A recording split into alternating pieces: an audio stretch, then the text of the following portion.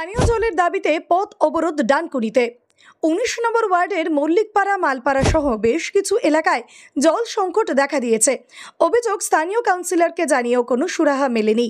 আজ বাধ্য হয়ে এলাকার বাসিন্দারা বেনারস রোডে গাছের গুঁড়ি ফেলে রাস্তা অবরোধ করে বিক্ষোভ দেখায়। খবর পেয়ে ডানকুনি থানার পুলিশ এসে অবরোধ তোলে। পরে পানীয় জলের সমস্যা মেটাতে পুরসভার পক্ষ থেকে জলের ট্যাঙ্ক দেওয়া হয় বিভিন্ন এলাকায়। বিকেলে এলাকার বাসিন্দারা পুরসভায় লিখিত আকারে সমস্যার কথা জানান। জল বলতে গেলে দীর্ঘদিন ধরে 1.5 মাস হবে জল ইচ্ছা মতো জল আসছে। বাড়ির লোক গিয়েছিল, বলছে পাম্প খারাপ, ঠিক হয়ে যাবে বগরিদের 2 দিন আগে ঠিক হয়ে যাবে। বগরিদ হয়ে যাচ্ছে 1 সপ্তাহ হয়ে গেছে, তাও জল আসছে না। সব রাস্তায় যদিও ঝিরঝির করে পড়ছে, বাড়িতে জল যাচ্ছে না।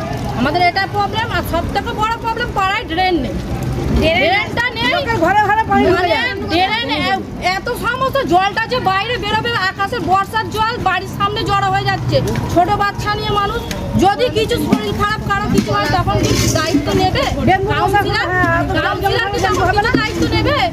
আমরা এটার ব্যাপারে ওপরে মহলে পর্যন্ত আমাদের নাম দিয়ে ড্রেনের জন্য লোক আসছে, মেশিন নিয়ে নেবে, আবার বাড়ি চলে যাচ্ছে, বলছে তোমাদের টাকা আসছে না, তোমাদের কাউন্সিলর যাচ্ছে না। কেন এগুলো হবে? কেন আমাদের সমস্যাটা যদি সমস্যা না মেটায়, এর বিকল্প আলাদা হয় না, এর বিকল্প আলাদা হবে, পরিষ্কার কথা। আমরা এটাই বলছি, আমাদের জল ড্রেন দুটোর ব্যবস্থা সহজ জেলায় যদি করে দেয় তো ভালো, নাহলে এর বিকল্প খারাপ ছাড়া ভালো হবে। এখন আপনারা কি চাইছেন? জল চাই, টাইমে টাইমে যেরকম জল দেয় 3 বেলা জল দিক, তারপর আস্তে আস্তে ড্রেনের ব্যবস্থা করে দিক। এই দুটো সমস্যা, আর কিছু সমস্যা নেই। আচ্ছা, এই সমস্যা কি বহুদিনের? দীর্ঘদিন আমাদের এই ড্রেনের ব্যবস্থা, বাড়িতে জল ঢুকে যায়, একটু বাচ্চাদের থাকতে পারে না। সময় জলটা আসার কথা, প্রত্যেকদিন কোনো টাইমে তো আসেই না। তারপরেও বেশ কিছুদিন দেখা যাচ্ছে এই যে জলের সমস্যাটা মা বোনেদের, মানুষের নিত্যদিনের যে সকালবেলা ঘুম থেকে উঠে সর্বপ্রথম যেটা দরকার জল, জল ছাড়া কোনো কাজই হয় না, মানে জল ছাড়া কোনো চিন্তাই করা যায় না। সেখানে এমন একটা পরিস্থিতি বর্তমানে এই 19 নম্বর ওয়ার্ডে, মানে ব্যর্থ কাউন্সিলর, মহিলারা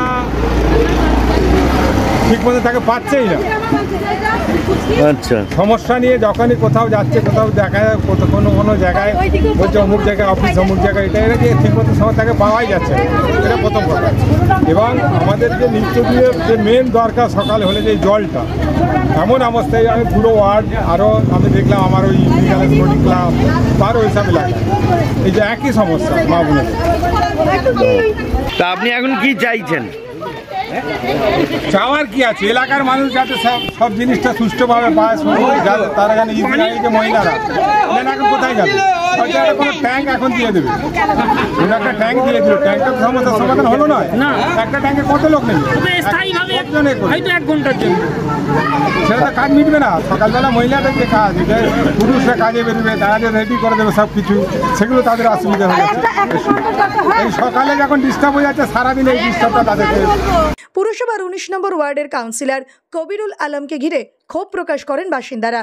তাদের দাবি, কাউন্সিলরকে জানিয়েও কোনো লাভ হয়নি, তাই পুরসভায় এসে পুরপ্রধান হাসিনা শাবনামকে চিঠি দেন।